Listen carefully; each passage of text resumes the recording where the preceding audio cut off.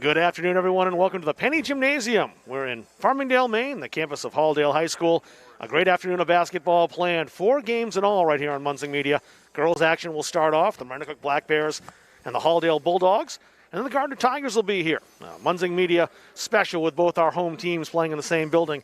Those will be the night games tonight. My name is Rob Kennedy. As I mentioned, we're starting with the Maranacook Black Bears JV tonight against the Halldale Bulldogs Junior Varsity. We'll get your starters for you in this contest. First for the visiting Black Bears. Jordan Carr, a sophomore, starts with Kaylee Kubicki, Katja Worth, Eliza Patashall, and Allie LaBelle. 4 sophomores and a freshman for Coach Scott Dupre and the Black Bears. The one lone freshman is Katja Worth. For the Bulldogs, Rita Benoit will start for Halldale's JV. She'll see some time in the varsity game as well.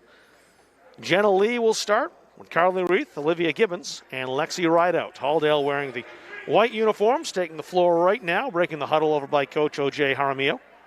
Scott Dupre is still talking to his girls. They'll be wearing the black uniforms. Not sure which way we're going yet. Of course, they have to decide who gets the ball by coin flip in this COVID age. But one thing does feel a little normal, and that is a lot of high school basketball on a Saturday afternoon in February. Makes me miss the Augusta Civic Center. That would be starting off next week, but hey, take what I can get. As you see, the Black Bears start with a basketball. Katja Worth will get us underway, and Maranacook heading right to left across your screen in those black uniforms. First time these teams have met in a countable contest since 1995-96, these two schools. First shot is wide by Eliza Patashall, and the Bulldogs will take it from behind the goal. I was talking to Chris Ranslow, the AD from Halldale High School, for this game. So 95-96 is when the Mid-Maine Conference broke up. Halldale and Maranacook were conference mates at the time. The old Mid-Maine Conference. That's going back a little ways. I forgot that even existed. Stolen away by Worth. A layup too strong. There's a rebound and a putback, though, that won't go by Kubicki. LaBelle with the ball. And boy, did she hustle on the floor to try to save that, but just out of her reach, and Halldale gets the basketball. Rob Munzing throwing a headset on at times for this broadcast as well. He's going to try to do a little double duty today. He's on production. Central Maine Community College coach Andrew Morong will join me for the varsity game, making the trip up from Auburn. Be good to have him on the broadcast. Rita Benoit handling the basketball for Halldale. Needs some help and has it in Gibbons. Olivia, the freshman, working with Jordan Carr. Lee, almost stolen away by Worth. But it stays white basketball. Yeah, Mid-Maine Conference, Halldale, Maranacook in that with Oak Hill and Lincoln, Georges Valley. School out of Thomaston. Connection to Georges Valley in this contest as well, Travis Magnuson. Well, not this contest so much, but the programs. He's the Maranacook boys coach. Played for the Georges Valley team. Eliza Patashall on the rebound up over the top to Kubicki. Not sure that was touched. It wasn't, so it's Halldale ball.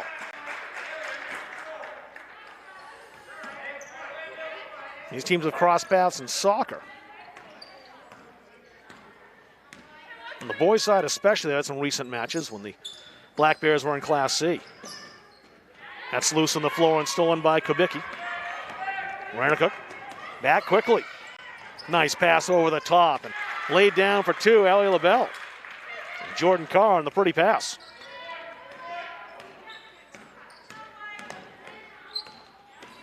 Gibbons. Benoit almost lost it. Kubicki with the quick hands, but not quite quick enough, but they have her trapped. Carly Reith, little daylights. She carried the basketball. I think that was caused by Allie LaBelle. Reith looked up and saw the 6-foot sophomore in her way, and that caused the turnover. We'll see if we see the same level of substitution on this Black Bears JV team as we see with the varsity. They really go deep. And I mentioned that as a couple of subs set to come in. I see Alexis Michaud over there. Good numbers in this program, Rob. Both these programs got good, solid numbers. That was blocked. And Lexi Rideout swatted that out of bounds. Of course, as you mentioned, these teams don't see each other that often. Back at the old Mid-Maine Conference they played, but it's been a long time since. So what'd you say, 95, Rob? Yeah, 95-96, Chris Ranslow told me. Esme Jamison in the contest now. Alexis Michaud as well, as the Bulldogs will take the basketball right by their bench. Well, there's something you don't see that often, Rob. That pass came in, if our viewers were eagle-eyed at home, they saw the pass come in and hit the bottom hanging of the net, which is in play. Gibbons takes it herself. She'll go to the line. I don't know if I've seen that before. The inbounds pass hits the bottom of the net.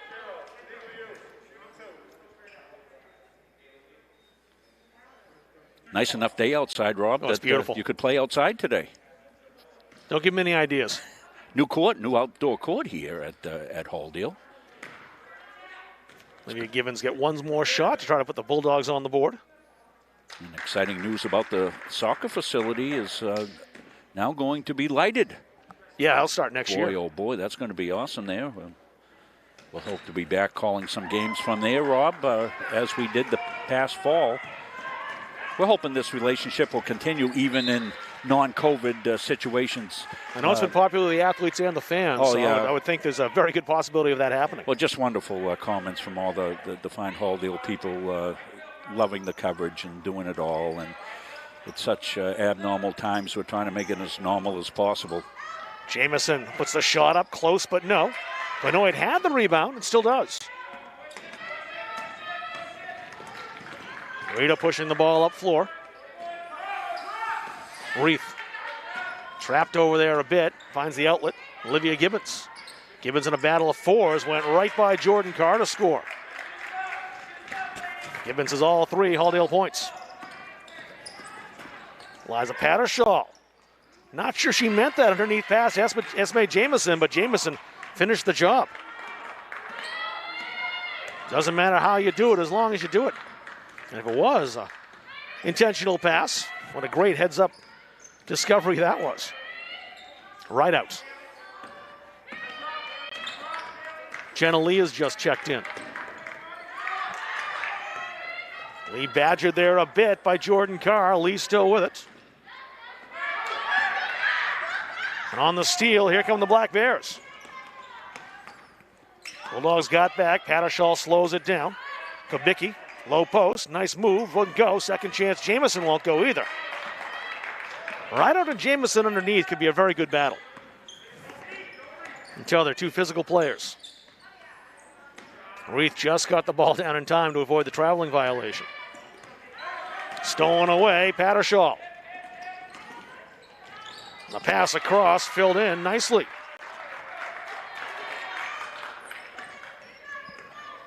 That was Kubicki on the basket. 3-point lead now for the Black Bears. Gibbons pass intercepted, Kubicki again. In a race with Benoit. Oh, nice move by Kubicki. She's got 4 straight. It's a 5-point lead now for Maranacook.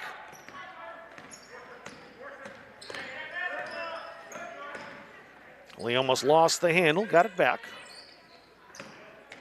Carly Reith, the freshman, tried to drive inside, was poked away. Stolen once again. Pattershaw, the left-handed layup.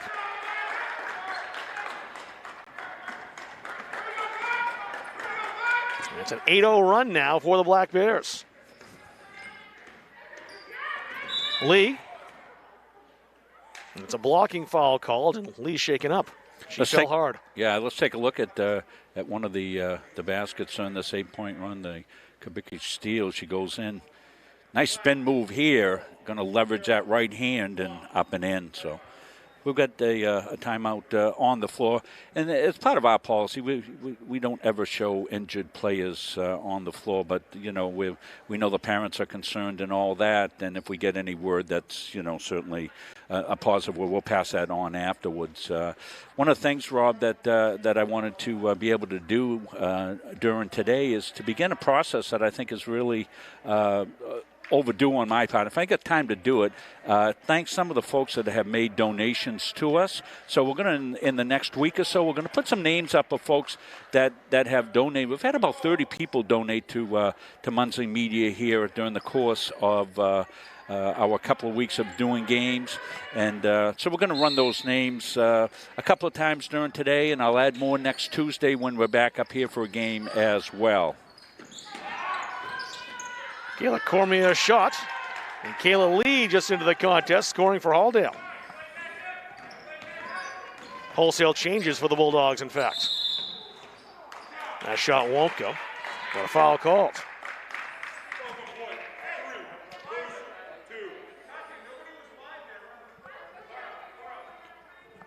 So as we say at the end of that scroll here, you can, if you'd like to make a donation to us, munsingmediasports.com, get a little donate button down there.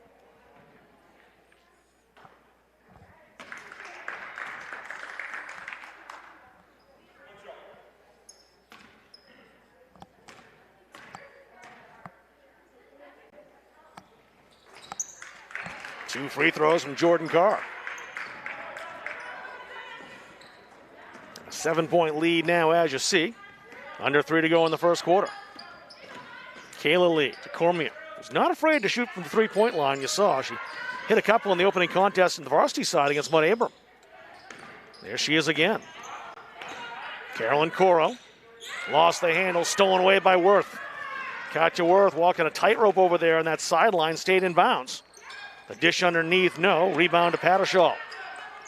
It's Eliza Pattershall underneath to Allie LaBelle, no. Rebound fought for, still fought for. And Halldale has the arrow, I do believe, as it was tied up. Aubrey Gilbert's got two hands on it. And the Bulldogs will take it.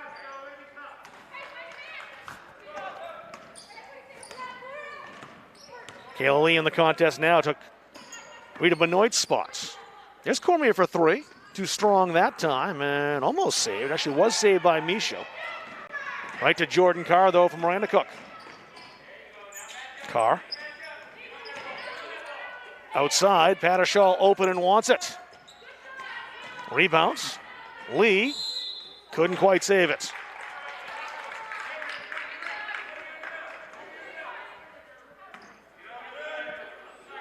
About to have a sub from Maranacook. Kaylee Kubicki back in the contest now. She'll take Jordan Carr's spot.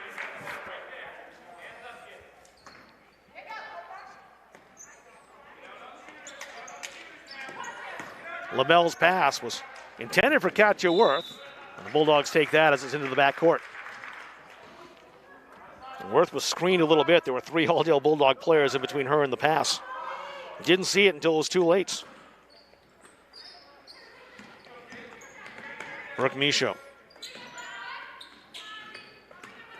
Gilbert. Cormier again trying to work inside on LaBelle, who played her nicely. Lee had a step. That lane to the hole was cut off quickly. Kaylee Kubicki got there. Cormier. Baseline again, forced the pass toward Gilbert. And the Bulldogs call for their second foul. It'll be Carolyn Coro. Maranacook's very good defensively, aren't they, Rob? They really are clogging up any lanes there, no dribble drive allowed, and they're really doing a nice job with what is called the help defense, not allowing any penetration so far. On a couple occasions, too, and we just saw it a second ago with Kayla Lee, who looked to have a step inside, and all of a sudden that roadway was closed.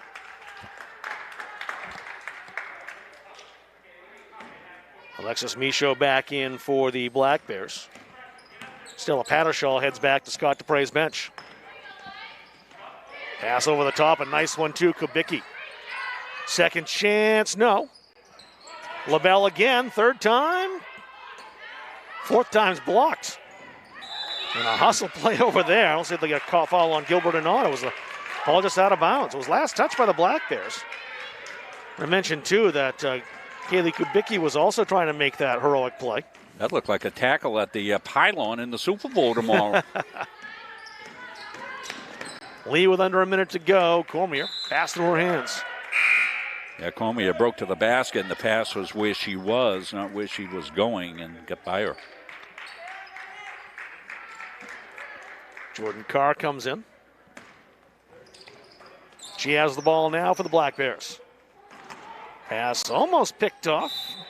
Brooke Michaud tried to save it and couldn't, and there's Gilbert on the floor again. She is not afraid to lay out for the basketball, is she? No, she hustles and plays hard all the time. She'll be a swing player. We'll see her moving up to the varsity game. And she'll get some minutes today, too, it looks like. Coach Jared Richmond, the varsity team, said she's really been hustling in practice, and, well, no surprise seeing her play today. LaBelle from the free throw line for two. She's got 4 points now, Allie LaBelle.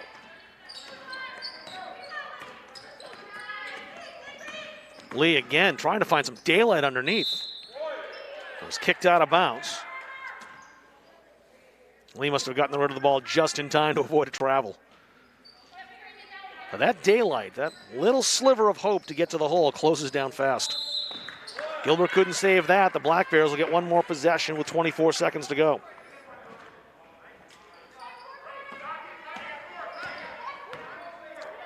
Worth to Carr. 15 to play. Oh, great pass over the top again. LaBelle on the second chance won't get it, but she will go to the line. Worth on that pass, I believe. His last basket, this was LaBelle with a little pop, gets it right here at the just about the foul line, squares up, gets that elbow square the basket, knocks it home. Fouls on Audrey Gilbert. LaBelle's got a couple of shots.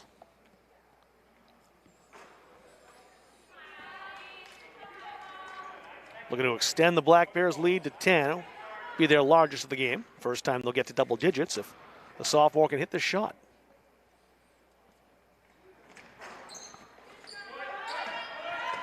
Alden with a chance now to score before the break. Not anymore, however, stolen away. Well, perhaps.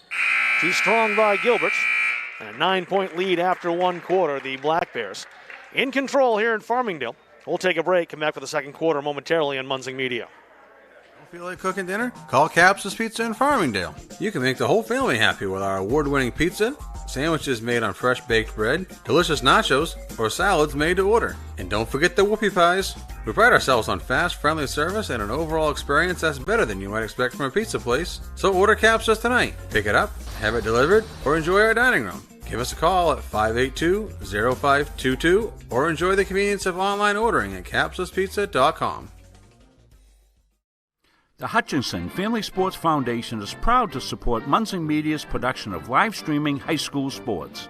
We recognize the hard work and dedication of Maine's high school student athletes, and we applaud Munzing Media's pioneering live streaming efforts. The Hutchinson Family Sports Foundation. Halldale Bulldogs JV team taking the floor here at home on a gorgeous Saturday afternoon in Central Maine. 35 degrees, a bluebird day if you're out in the slopes. Not too close to the ski areas, but I did see a bunch of snowmobilers on my way over here today. They're out enjoying things. We're inside, and that's just as good, especially this year. Yeah, more snow coming tomorrow. They keep upping that good total amount, Rob, every time. That's good for all the winter enthusiasts. There's enough ice on the ponds. There's snow in the woods. People are really enjoying the time. The winter lovers here, at least in Central Maine.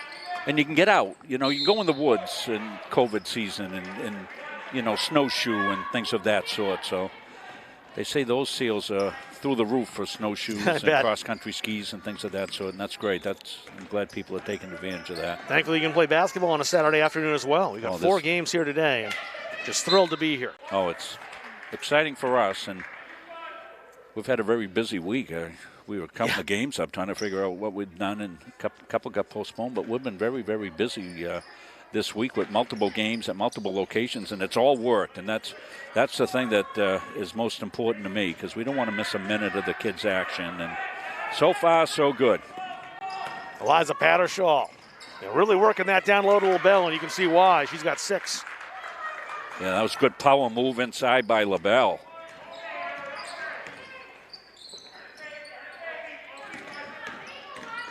Halldale trying to respond here. It's been all Black Bears in the last few minutes. Stolen away by Kubicki, the easy layup. 6 points now for Kaylee Kubicki. She and LaBelle both tied for the scoring lead in this Black Bears team with 6. And yeah, we'll take a look at that inside play that's been dominant so far for the Black Bears. Going to see the move inside here, and Halldale really hasn't had an answer. And truthfully, they've had inside position numerous times, and now they're starting to find that range, Rob. And it's going to be something I know that Coach OJ, I'm sure he's over there talking about. Listen, we got to defend, get down the floor, defend. Don't let them get their spot down on the blocks and make it easy for them. Let's make sure that we're back on defense and denying that easy entry and that easy put up in on the blocks. Well, the difficult thing is to try to deny the basketball down there because Halldale is outsized in this contest. Allie LaBelle, who scored 6, as we've mentioned, a 6-foot sophomore. Esme Jamison, who sees some time as well, 5'10", both physical players. And the Bulldogs just don't really have that height for the most part. Lexi Rideout's 5'9".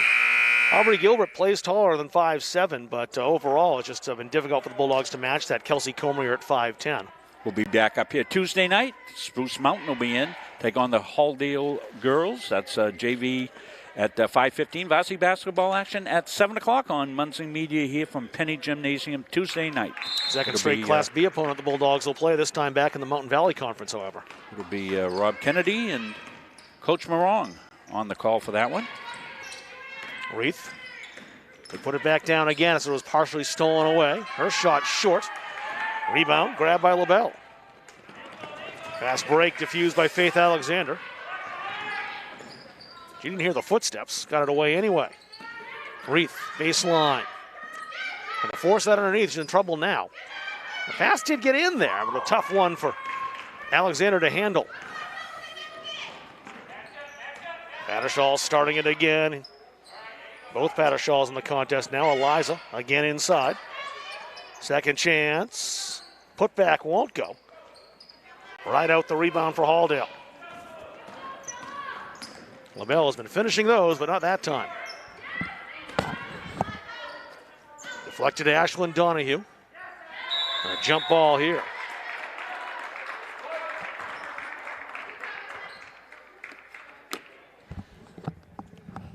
And Masul with the basketball now.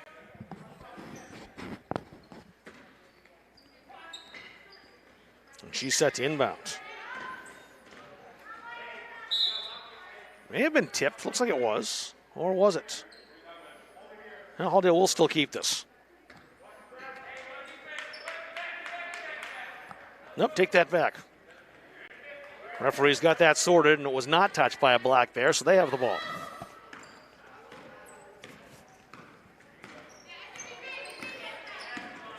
Carr. Pattershaw cut to the hole. A little too deep on the shot. Another nice pass from Jordan Carr, though. Been very impressed by how she's distributed the basketball.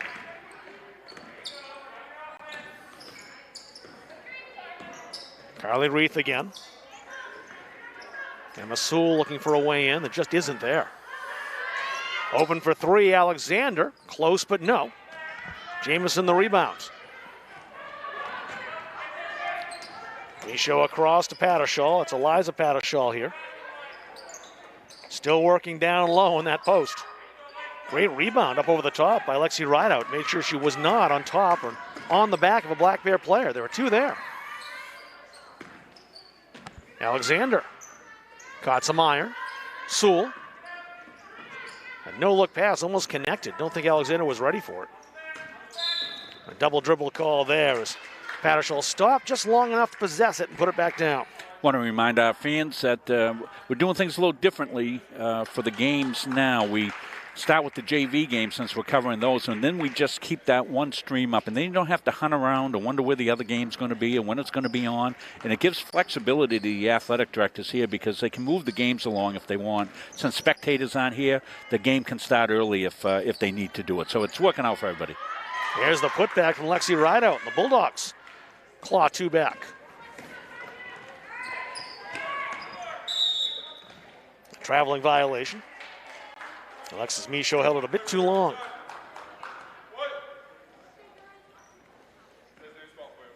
Here's Alexi Rideout put up here. Going to see her go right side. Nice use of the glass on the rebound here. She's going to go up strong with it, put it up and in. Sorry, I really kind of blew that replay. Rob, sorry for taking away the action. You got to it. Rideout's there again now underneath.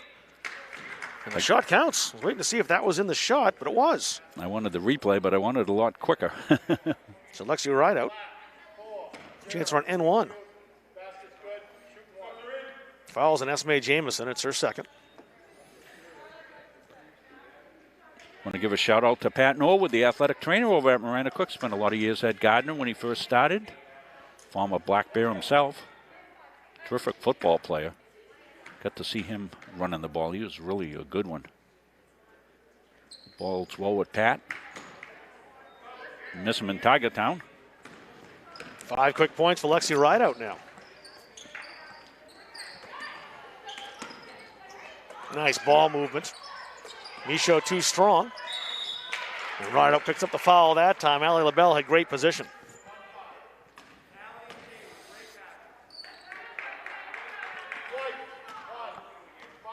Dick Layton along today as well, working as Executive Director of Munson Media Sports today. Dick Layton, he's going to join me for the call on the Gardner JV game against the Halldale Bulldogs. That's a 5 o'clock tip-off.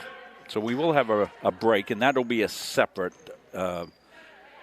event on Munson Media. We'll run that as 2 games.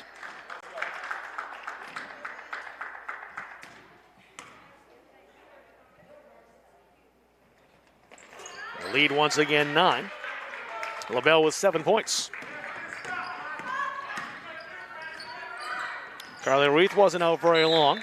That's off her hands, out of bounds.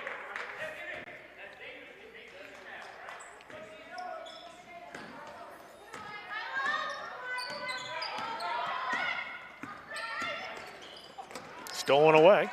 Olivia Gibbons right back in. Battle of 4s with Jordan Carr. Carr slowed her down. Benoit. Reith. Rita's open. Close, no. And again, it's one and done. Maranacook really controlling the glass on both ends of the floor. Stolen away, the alert Rita Benoit. Maybe able to use her speed here. And cashes in. Her first 2 points of the contest, and Halldale back within 7.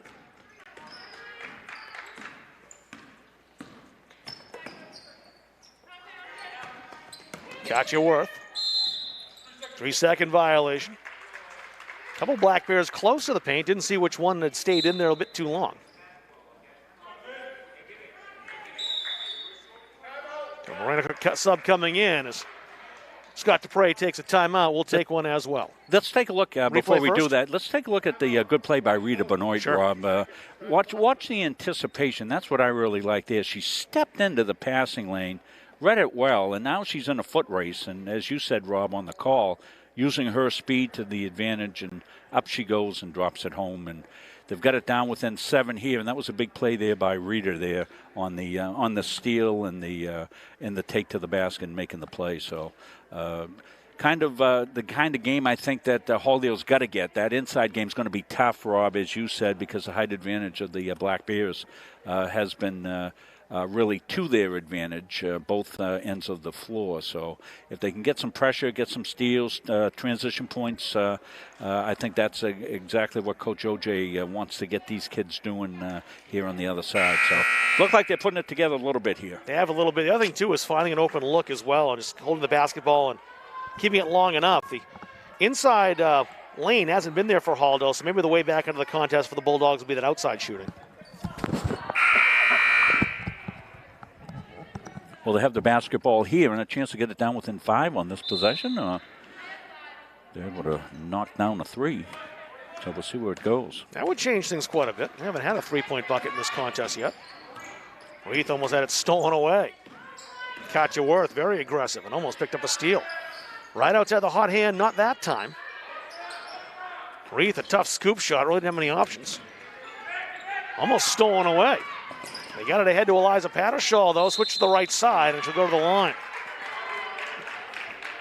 It's a second foul if they call that on Lexi Rideout. There are 2 Bulldogs there, but I think it'll be Jenna Lee. Good to see her back in the contest, too, after taking a hard fall a little bit ago. Well, there's your answer, I'm sure.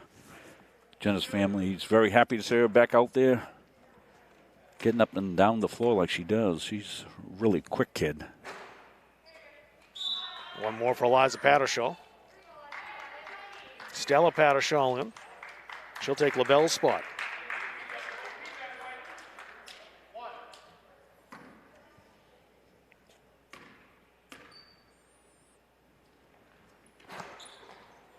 Second one won't go. Rejected on the putback. Lexi Rideout again. Jenna Lee stepped out of her shoe. Yeah. And the referee will call timeout and allow her to put that boot back on. Yeah, Ryan Carver across the way. The official says, oh, wait a minute. We got to do something about that. That's good officiating by Ryan. Ryan, Gardner kid, I had Ryan in school, played sports all the way up through, and just a good guy and always been involved in sports. Well, you mentioned earlier in the contest you hadn't seen an inbound pass swish off the bar over the net yet. Yeah. I don't recall the last time I saw a player step out of his or her shoe. That was, we'll show this because there's no injury, only to the shoe and the pride. I don't even think the pride is wounded there. Yeah, that's a good one. Huh? All right. Here's Jenna Lee with it again. None the worse for wear at all after taking that fall. Yeah, a little That's great pit to stop. see. Gibbons off her foot, but went to right out. Nice move by Lexi inside. One of those rare times the Bulldogs have been able to make a foray into the paint. Now it's stolen by Lee. Jenna took it herself. Benoit behind her calling for it, but now Jenna's in a bit of trouble. Right out. Switches back. Rejected. Great block by Eliza Pattershaw. Yeah, that really was. Pattershaw read that so well. It was a beautiful offensive move and a better defensive move to read that offensive move, be right there and up straight, got all ball. Second foul on Lexi Rideout.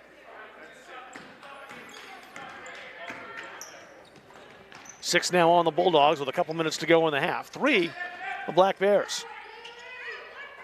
Second chance after the first one wouldn't go for Kubicki. It was partially blocked.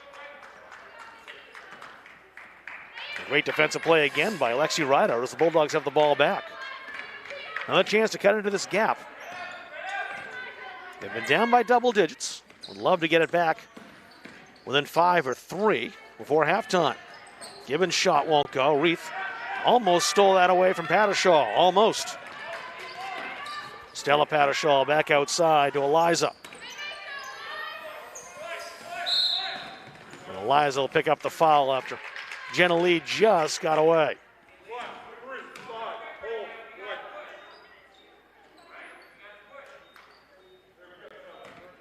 First foul on Eliza Pattershaw.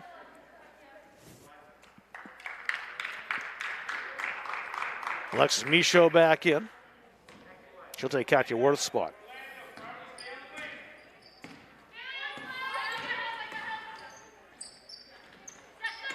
Lee's got room now. Use that speed, won't go. Gibbons. A putback, close, but no. Some signs of intent inside for Halldale. Shots just aren't dropping. A little short that time. Alexis Michaud may have had a little more time than she knew. I thought there were some Bulldogs players there. Leith had it stolen away. Quick hands by Michaud. It's a nice pass across the paint, just a little behind Stella Pattershaw. I mean, Bulldogs basketball as Kubicki was standing beyond that baseline. Allie LaBelle back in now. Stella Pattershaw comes out.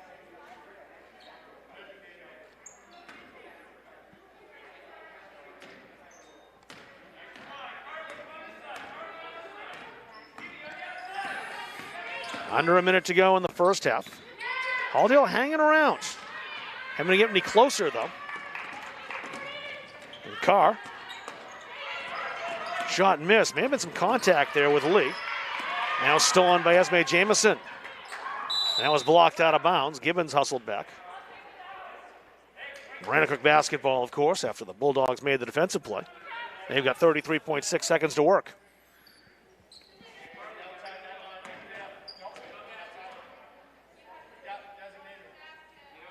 It's Eliza Pattershaw. She's the player trusted to inbound the ball for the Black Bears. Jamison, doubled. Go back outside, smart pass, the open player. Alexis Michaud buried it. Yeah, making the extra pass paid off that time for the Black Bears. Gibbons, a lot of control, lost the basketball, and it's an offensive foul.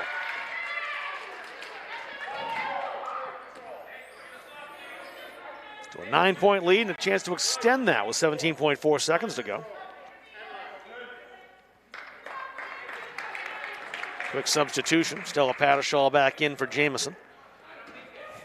One shot to go in the half for Coach Dupre.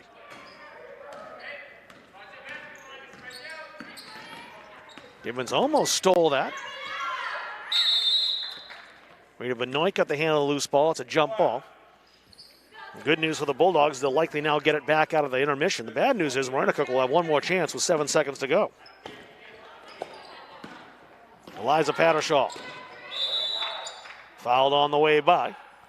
And that's a shooting foul, too, as the Bulldogs are beyond that threshold, so it's a 1-on-1.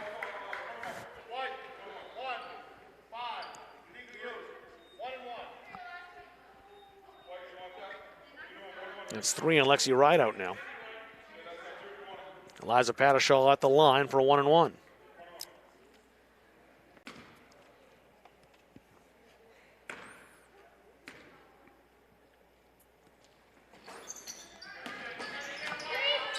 Two seconds to go. The Black Bears will not get that final shot away.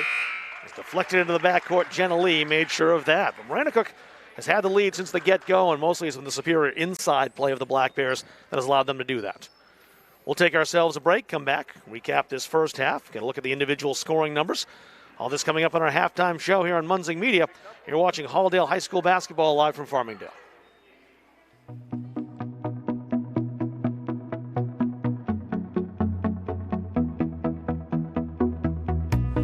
The culture in PNG is very different. It's very special. Everyone is very collaborative. Everyone is very honest, and they want to help you succeed. I work with a good group of people. A lot of experienced people that's been here for many years. Some people that I work with have been here for 30 plus years. You have the tools to learn, the necessity to drive you forward, which are great. I'm getting my needs met career-wise. So I'm getting the leadership experience. I'm getting the coaching that I need to move on and move up. The greatest aspects of benefits we get here. You know, we get health insurance, life insurance, disability insurance, and it's all keys in. That's worth something to me. Along with the pay, I know I'm going to have a paycheck at the end of the week. When I'm on the road speaking, I'm able to have sidebar conversations with everybody that wants to come talk to me. And I hear about their family and loved ones that are going through maybe cancer, maybe a critical illness, maybe something, being disabled from a job and not having the coverage that they need because their health care just didn't cover it. I ask that you would allow one of our experienced representatives to come into your business so that we are able to educate you on the value of these very, very important products. JMH Associates is a boutique financial and management consulting firm that can provide customized solutions for your business or personal affairs. We can provide management expertise to your small business, personal financial guidance, and organizational structure for your personal and business needs. This will allow for better communication and execution with your other financial partners. We help establish businesses, we'll help you start a new business, and we can provide IT support for your business needs. We are JMH Associates. We're proud to be associated with MunzingMediaSports.com. Welcome back to Farmingdale, Maine. Wherever you're watching this contest today, maybe on the other side of the border in New Brunswick. Some viewers up in the Maritimes today where it's an hour ahead, 2:39 p.m. up there. 2 countries and 8 states watching this production. Maranacook and Halldale, and the Black Bears have had the lead since the beginning, and as you see, have a 9-point lead here at the half. It's really been inside play for the most part. It's the size and that strength and physicality down low. The Bulldogs have had no answer in the offensive glass, and defensively have found it very difficult trying to get those high percentage shots inside against the height of this Maranacook team. Let's take a look at the individual numbers so far in this contest, and we'll start with the visiting Black Bears. They spread the scoring out a little bit here, but Ellie LaBelle is leading the way. The 6-foot sophomore down low with 7 points overall to lead all scorers in this contest. Kaylee Kubicki right behind her. She has 6. Alexis Michaud a couple of points. Eliza Pattershaw with 2 as well, and Esme Jamison also a couple of points. Nobody in any kind of foul trouble for the Black Bears. Bulldogs look this way. They are led in scoring by Lexi Rideout, who had 5 points in the second quarter. Also picked up her 3rd foul, however, though, that could be a factor in the amount of playing time she'll get down the stretch. 3 points for Olivia Gibbons. Rita Benoit with a couple for Halldale, and Kelsey Cormier a couple for Halldale as well. Bulldogs are shooting 2 for 3 from the line. That's the one area that Maranacook would improve upon a little bit, is they've only been 3 for 9 from the line, but in every other area of this contest have really been in control for the most part. The JV game right now, the varsity game will come on about 15 minutes after the conclusion, 15 or 20 minutes or so after the conclusion of this contest. And really looking forward to that as well. The first time since 1996 that these two teams will have met in any kind of countable game. May have played some games against each other in an Augusta tournament someplace. They did not meet at all in the playoffs anywhere as far as the tournament's concerned in the MPA tournament that usually take place this time of year. But they did play back in 96 as members of the Mid-Maine Conference. So for the first time in a regular season game, we'll have Maranacook and Halldale coming up in varsity action at the conclusion of this game. Looking forward to that one quite a bit. And then more basketball tonight. The boys, a new opponent coming in. They're not coming very far either. The Gardner Tigers making that 5-mile trip, if that, from Gardner High School, right down the Blaine Road to get here to Halldale. Boys JV will start at 5:15, I think is our start time, or is it 5 o'clock, Chris? Putting Chris on the spot here, our producer. 5:15, he says, and the boys will follow right after that contest with the Gardner Tigers boys. So that's a full day of basketball right here at the Penny Gymnasium in Farmingdale, and we couldn't be happier about that. We'll step aside for a break. Second half action coming up. JV contest, Halldale and Maranacook. And girls action starting off our very busy day here at the Penny Gymnasium. You're watching on Munzing Media. The Hutchinson Family Sports Foundation is proud to support Munzing Media's production of live streaming high school sports. We recognize the hard work and dedication of Maine's high school student athletes, and we applaud Munzing Media's pioneering live streaming efforts. The Hutchinson Family Sports Foundation.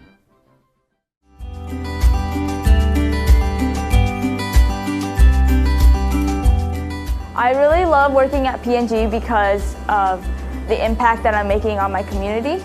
Once a year we will shut down our facility, and it's really cool because at that point we have close to 400 people that are spreading out over the community, helping out all of these nonprofits. It's just a great day where we all get together and help the community, and we all have fun, and it's just rewarding to be able to give back and help other people. So that was something that we're really glad that they started.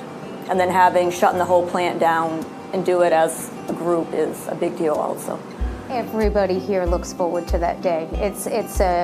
I don't know, it just energizes everyone knowing that we're going out and we're truly helpful out in the community. And we donate, we shut down our plant for 2 days to be able to leverage all of this manpower to go out and accomplish things that some companies say they can't even get done in a year with the volunteers they have. So we go out in 1 day and for several hours, go out there and do it. And people are just so excited when they know that we're coming to do that and ask us that year, can you come back and do this again? This is great.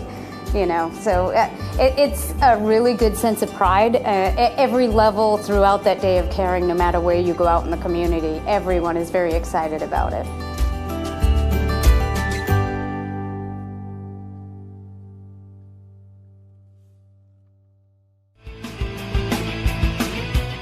Junior Trojan Football and Cheering would like to thank Maine Athletic Fundraising for allowing us to build this beautiful facility. We raised $18,000 in our first year with Maine Athletic Fundraising, $28,000 last year, and we hope to top that again this year.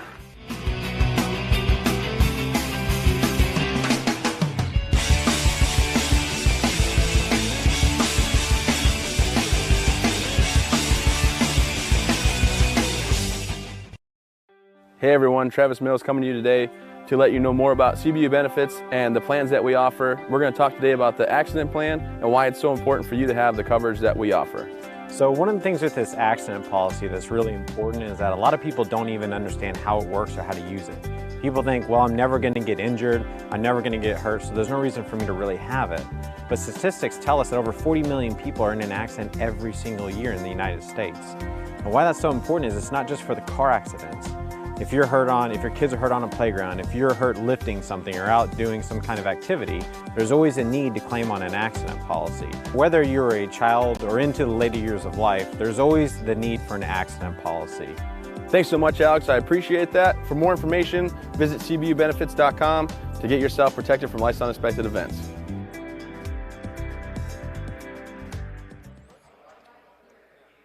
along with Rob Kennedy. Rob Munzing, rather. I am Rob Kennedy. Now, don't get yourself confused. Confusing here, the two Robs. Yeah. I mean, it's hard enough for the viewers. If I start doing that, then we're really in trouble. Rob Squad, we call this. Rob and I have been working a lot of games over the years. We're so fortunate to have the stable of broadcasters we have, Rob. I have to look back and see when we first started doing broadcasts as far as the two of us. I'd probably say 2007 or 8. Yeah, maybe even before that. It may have been. You're right, though. It's been a while. It doesn't seem like a while, but it's been a while. Back in the old state cable days, doing some hockey. I wasn't there for state cable. Well, whatever they were at that time. Maybe Frontier Vision. Were you ever in when they were? No, when I started here, they came back changed from their name. I started broadcasting for was Adelphia Cable around 2002. Adelphia, okay. And that was where with Mike Violet, where I kind of got my start in this area, and then the radio stations. So yeah, we crossed paths not long after that. I know that. The Bulldogs starting with the basketball. Trying to cut into that 9-point deficit. Kayla Lee handling it for Halldale. And Lee called for the double dribble under pressure from Eliza Pattershaw.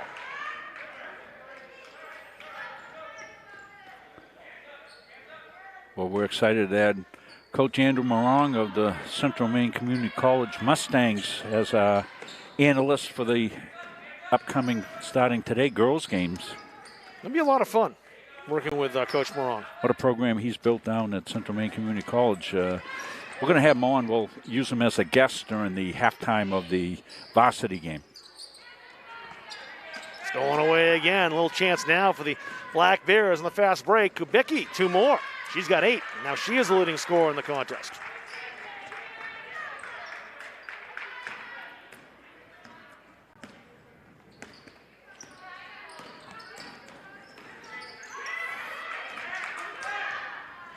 A chance for a couple more here for Pattershaw. Not this time, however.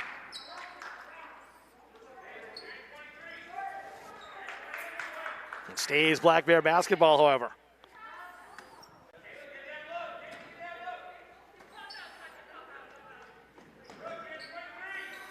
Up over the top, stolen away. Carolyn Coro. Kayla Lee. Gilbert back outside. Coro once again. Knocked out of bounds. Pattershaw skied for that.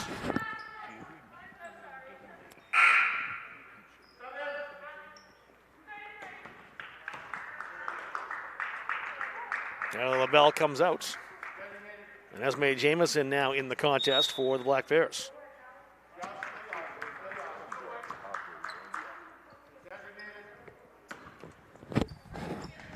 Coro took one extra step.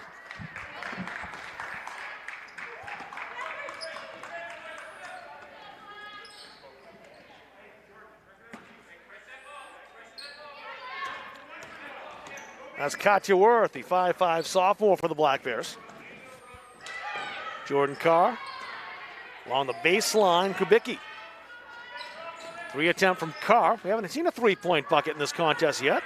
That was close. Pass a little too far for Aubrey Gilbert. Put the brakes on in time so she wouldn't go careening into that wall.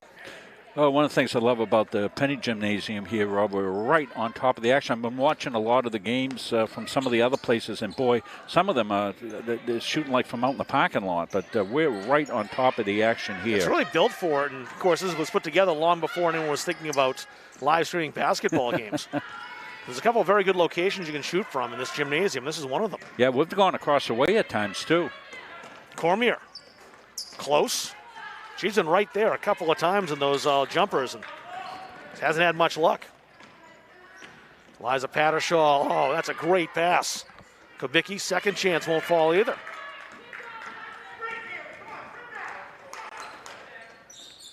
Cormier. Tough hook shot. Excellent defense by Esme Jamison. Eliza Pattershaw. Laid in by Kaylee Kubicki. 2 more for her. She's in double figures with 10. Yeah, she's had a terrific game. Well, as important as the camera location is for us for Munson Media, the very first requirement that we look for is wired Ethernet. That is number 1, and that'll lead us to some strange spots to be able to do the game from. But that's the number 1 thing. that's what we're found. We've been doing this streaming since 2010. We streamed the first game ever, I think, in the state of Maine, a Colby College NCAA game, and back in March of 2010. And one of the things we found is don't depend on Wi-Fi. Yeah, right. It's not dependable. So one of the things that we look for is wired Ethernet, and here in at Gardner, we've got the primo spots up in the little gym at Gardner, connection right there, and of course right on the wall here on the stage. They put one in for us here at Halldale. The tech folks doing a great job. Second one doesn't fall. The first one did.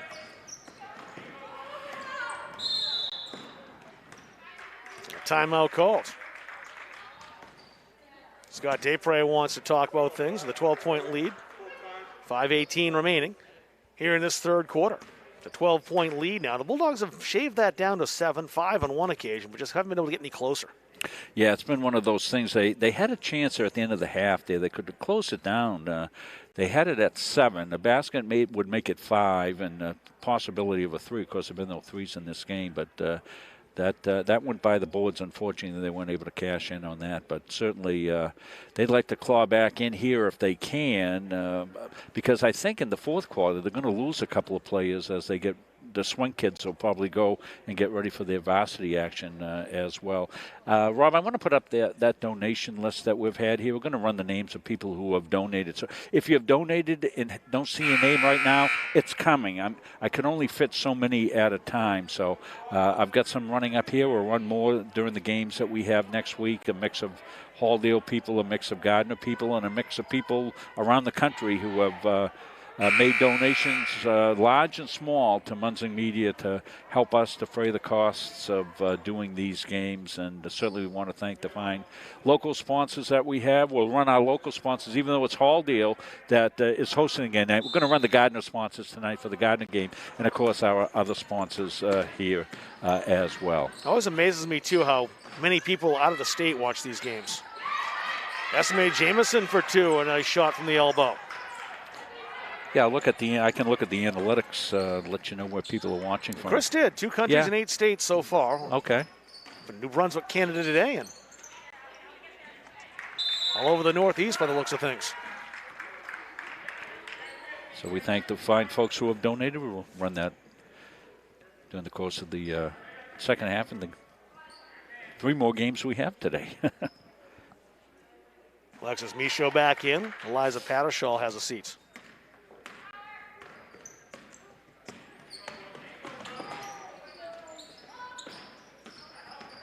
Stella Pattershaw, the left-handed hook. Ooh, that was a pretty move. Came close to burying that.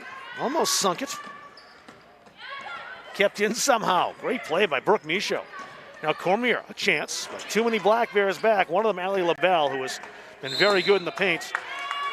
And there's Aubrey Gilbert again, drawing an offensive foul. Fearless. Katya Worth picks up the foul. It's her first.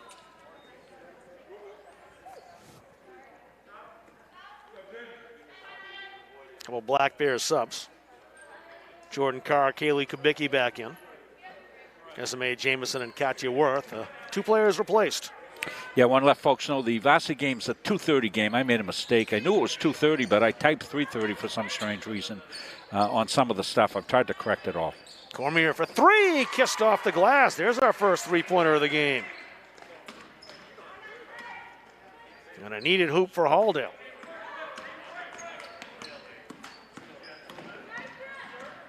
Jordan Carr.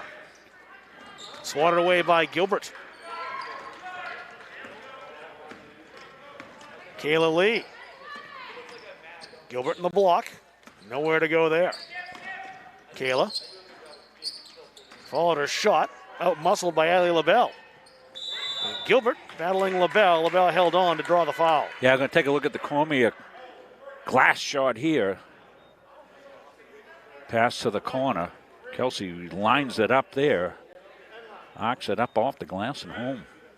Second foul on Gilbert. Bulldogs will have a total change here. 5 new players. A hockey line change. Faith Alexander, Carly Reith in. Lexi Rideouts come back. Ashlyn Donahue in the contest as well.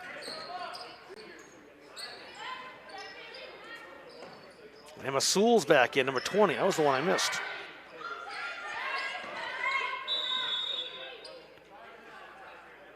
A 3-second call before the pass was made. The Bulldogs will take the ball here. Well, we're talking about where people are watching from. Kelly Hersey, she's watching from Mississippi. Her daughter, Rebecca Booker, is one of the coaches for Maranacook. So we welcome you, Kelly, and welcome all our Maranacook fans here. I think they're streaming out at Maranacook as well. There's a takedown. It looked like Alexis Michaud got a little too much of a piece of Carly Reith, didn't she? that looked like a something from last night's Jose Canseco right. fiasco, whatever that thing was. Reith, little daylight. That's all there was. Yeah, we cover everything here on Muncie Media. We weren't streaming that, though. We would never stream that. Traveling violation called. Yeah, there won't be any high school UFC anytime soon, I don't think. Yeah, the only thing I'd stream from Canseco was that time he was playing right field there, and the ball hit him in the head and went up and over into the bullpen for a home run. You remember that one, Rob? I do remember that. Actually reminds me, I mentioned high school UFC. Have you streamed Gardner Wrestling before? Yes. I thought you had. Yeah, we had. And given the Tigers wrestling program over the years, I figured you'd have some cameras. Yeah, we actually did the Tiger Invitational a couple of years ago. Right. We went in and did the final rounds of that, and it was something we were going to do every year. We might have done that last year. Of course, wrestling is off this year. Off this year. But it would be something we'd like to do. It was really tremendous sport, high school wrestling. College wrestling as well. Great inbound pass and scoring for two of the Bulldogs. A pass by Reith and the finish by Faith Alexander. What a finish by Faith. This was a tough one. She was in underneath a tough angle and chance at a conventional three-point play. Fouls the second on Katya Worth.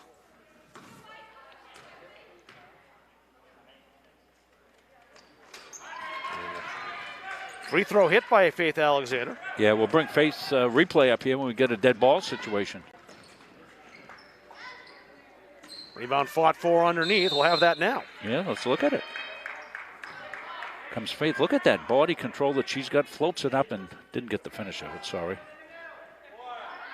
A pretty shot. Bulldogs now trailing by 8 as they've clawed back again. They've done this a couple of times, though. Got to make some stops. And they've done that in the interception by Reith. 2-on-1, the Bulldogs. Sewell down there as well, trying to finish. And the call came late, but a foul called. And Jordan Carr picks up her second. And Emma Sewell, she'll get to shoot.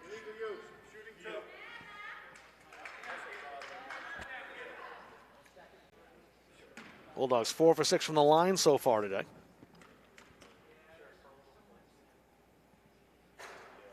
Emma makes it 5 out of 7.